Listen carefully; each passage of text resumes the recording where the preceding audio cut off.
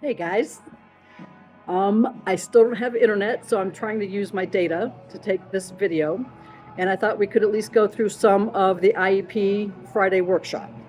So I believe that we ended on section 10, which is general factors. And I'll just hold up general factors, section 10. This part's really easy. So you go through 1, 2, 3, 4, 5, 6 questions, and you answer yes or no in the boxes. And if you answer no, then you must have that addressed in the profile and the plop. Okay, so remember the profile is at the beginning of the IEP, and that's the part that has all of the ETR information. The plop, or the PLAF actually, is for each of the goals, and it's the present level, remember, academic achievement and functional performance. Okay, and so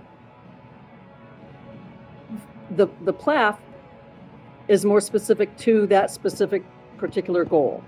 Okay, the profile lists all of the child's strengths and weaknesses and history and stuff, background. Sorry, but I'm not comfortable in this chair. Okay, so that's section 10. If you say no, that you did not address the child's needs, that's a huge no-no. That's a big thing in terms of the procedural error.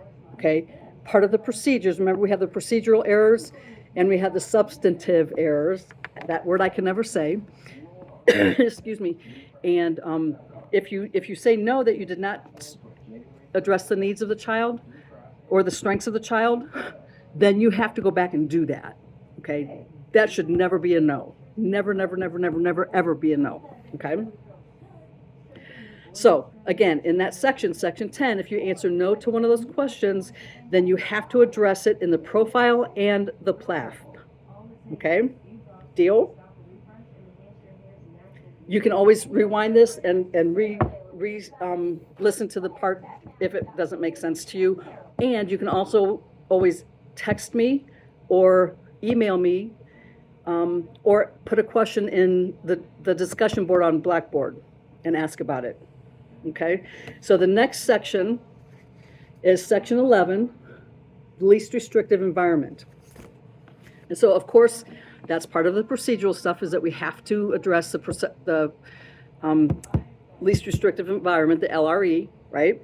And so what you cannot say is that due to the child's disability, they won't do a certain thing, okay? You must have a justification. The disability alone is not justification for excluding participation with non-disabled peers. So you have to say that this child will participate with non-disabled peers to the extent possible, or to the extent that they want to, okay? And actually, many of the this is the ODE version of the IEP. In many of the programs that, like the Safe Easy IEP and IEP Anywhere, and the different programs that we use around Ohio to write the IEPs, they give you an option of picking a percentage, and that percentage gets reported through the EMIS, and that's how each of the school districts kind of track their least restrictive environment requirement. Okay, I hope that makes sense. I still want to be there with you guys so we can ask and answer questions. Okay, I'm going to turn the page.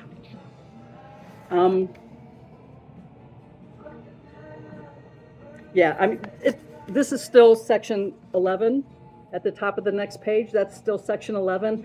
It's fairly easy if you just go through and answer those questions. Does a child attend a general ed setting? Most of the time, the answer is going to be yes. When it's not yes, and that's for preschool, when it's not yes, it's typically because a child has such a disability or they are medically fragile that they have to go to a secluded setting in order to stay safe. Okay? That whole section there is for preschool. I need to redo this. Okay, I'm checking to see if this is gonna work. I might try this tonight.